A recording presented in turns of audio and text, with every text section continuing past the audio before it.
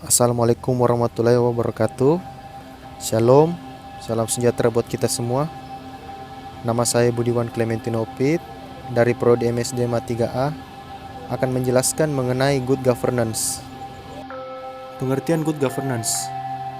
Good governance pada dasarnya adalah suatu konsep yang mengacu pada proses pencapaian keputusan dan pelaksanaannya yang dapat dipertanggungjawabkan secara bersama sebagai suatu konsensus yang dicapai oleh pemerintah, warga negara, dan sektor swasta bagi penyelenggaraan pemerintah dalam suatu negara.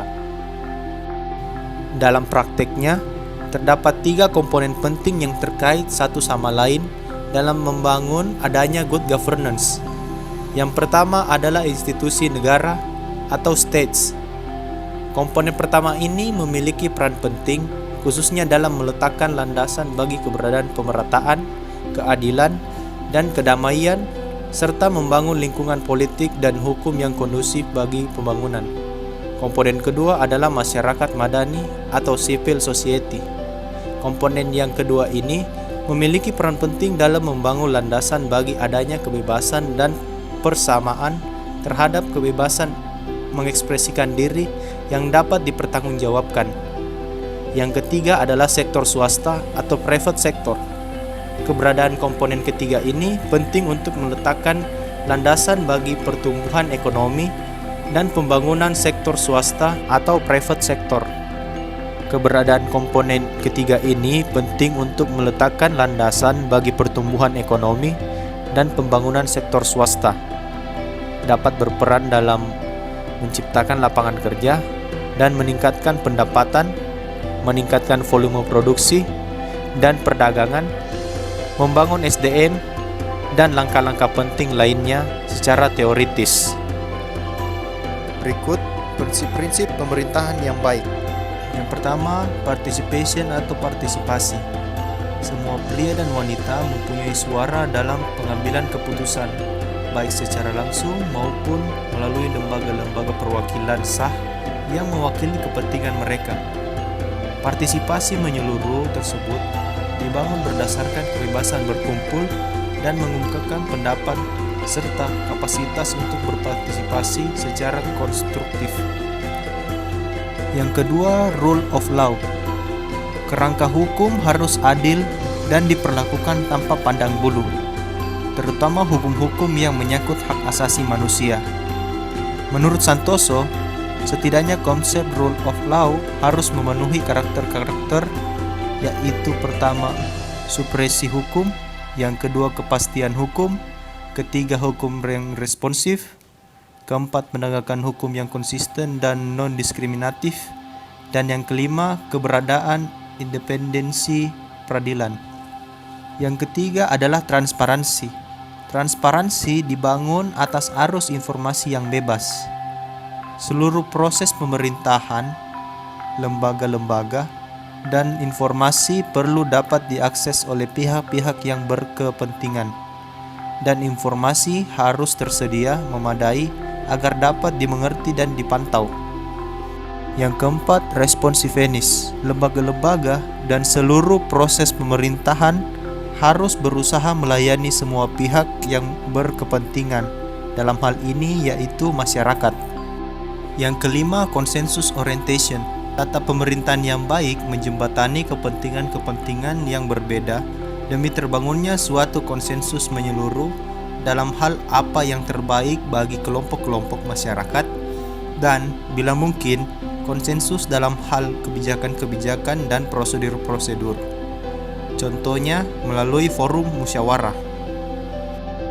Yang keenam, equity atau kesetaraan atau keadilan.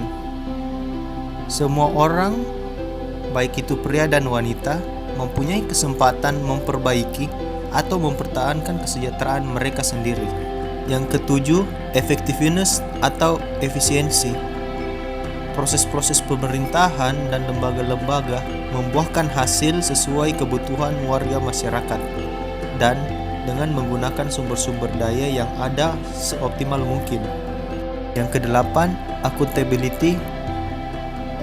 Para pengambil keputusan di pemerintah atau sektor swasta maupun organisasi-organisasi masyarakat bertanggung jawab baik kepada masyarakat maupun kepada lembaga-lembaga yang berkepentingan. Bentuk pertanggungjawaban tersebut berbeda satu dengan lainnya, tergantung dari jenis organisasi yang bersangkutan dan dari apa bagi organisasi itu. Putusan tersebut bersifat ke dalam atau keluar. Dan yang kesembilan, strategic vision. Para pemimpin dan masyarakat memiliki perspektif yang luas dan jauh ke depan atas tata pemerintah yang baik dan pembangunan manusia, serta kepekaan akan apa saja yang dibutuhkan untuk mewujudkan perkembangan tersebut.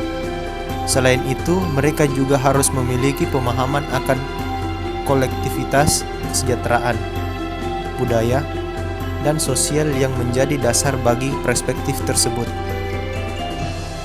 Akuntabilitas publik adalah prinsip yang menjamin bahwa setiap kegiatan penyelenggaraan pemerintah dapat dipertanggungjawabkan secara terbuka oleh pelaku kepada pihak-pihak yang terkena dampak penerapan kebijakan tersebut.